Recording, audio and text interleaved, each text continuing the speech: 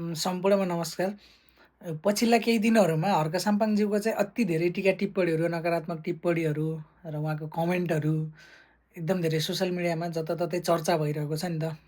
यो किन भइरहेको छ? उहाँ चाहिँ निकै आश गरेको व्यक्ति हो। उहाँले चाहिँ अलिकति केमा चाहिँ गल्ती गर्नुभयो, के कुराहरू चाहिँ उहाँले गल्ती गर्नुभएर यो सब भइरहेको छ भन्ने कुरा चाहिँ मैले आफूले विश्लेषण गरेको है। उहाँको विशेष त 3 वटा कमजोरीहरू चाहिँ मैले देखेको कमजोरी चाहिँ 3 वटा छन् होइन। त्यसमध्ये 1 नम्बरमा रहेको छ यो जुन सत्ता पक्ष र प्रतिपक्षको बारेमा चाहिँ उहाँलाई के रहेछ भन्दा जुन पुरानैवाला प्रवृत्ति क्या।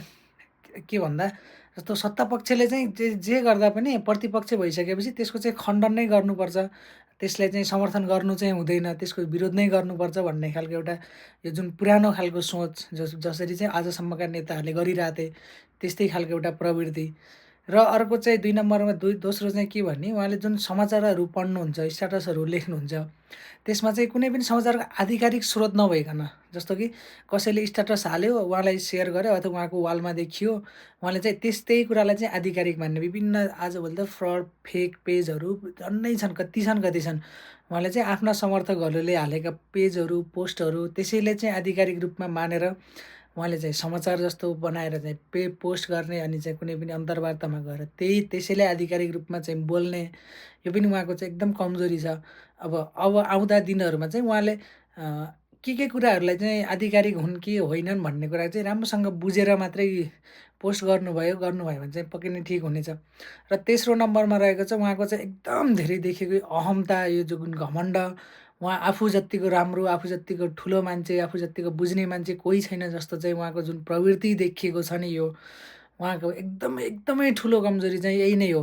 यो चाहिँ कहिलेदेखि सुरु भएको भन्दा मेरो विचारमा मलाई लागेको चाहिँ जब जेनजी आन्दोलन भयो, सरकार विघटन भयो, त्यसपछि चाहिँ प्रधानमन्त्री को भन्ने त नेपालको भन्दै गर्दा त्यति बेला चाहिँ अब हर्क साम्पाङको चाहिँ नाम चल्यो, बेसरी चल्यो सोसल मिडियामा।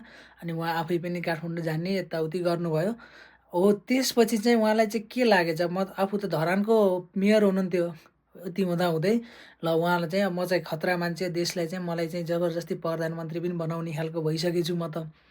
म चाहिँ अब कसैसित झुक्नु पर्दैन, डराउनु पर्दैन भन्ने खालको चाहिँ उहाँमा यति ठुलो अहम्ता, यति धेरै घमण्ड चाहिँ त्यहाँदेखि चाहिँ पैदा भएको जस्तो लाग्छ मलाई। त्यसपछि उहाँको चाहिँ चुनाव प्रचार प्रसार शैली पनि जुन चाहिँ पुरानै शैली, जस्तो अर्को विपक्षलाई गाली नै गर्ने, विपक्षीकै खण्डन गर्ने खालकै थियो। अहिले जितेर पनि जाँदै हुनुहुन्छ, अहिले पनि त्यस्तै कुरा मात्रै गरिरहनु भएको छ। यो कुराहरू चाहिँ उहाँले सुधार गर्नु नै पर्छ। यदि यो सुधार गर्नुभयो भने चाहिँ उहाँ लगायत र श्रम संस्कृति पार्टीको पनि फाइदा हुने कुरा हो। यदि अब यस कुरामा चाहिँ उहाँले मतलब गर्नु भएन भने अब आफू लगायत पार्टीलाई पनि एकदमै धेरै ठुलो चाहिँ समस्यामा पार्नुहुनेछ उहाँले। अब यो कुरा चाहिँ जतिसक्दो छिटो चाहिँ उहाँले बुझ्नुभयो भने चाहिँ उहाँलाई नै फाइदा हो, उहाँ लगायत श्रम संस्कृति पार्टीलाई र देशलाई पनि फाइदा हुनेछ। यही नै भन्न चाहन्छु। उहाँ चाहिँ जतिसक्दो छिटो चाहिँ यी कुराहरू बुझेर गर्नुभयो भने चाहिँ ठिक छ, होइन भने त अब के नै भन्न सकिएला। थ्याङ्क यू, धन्यवाद।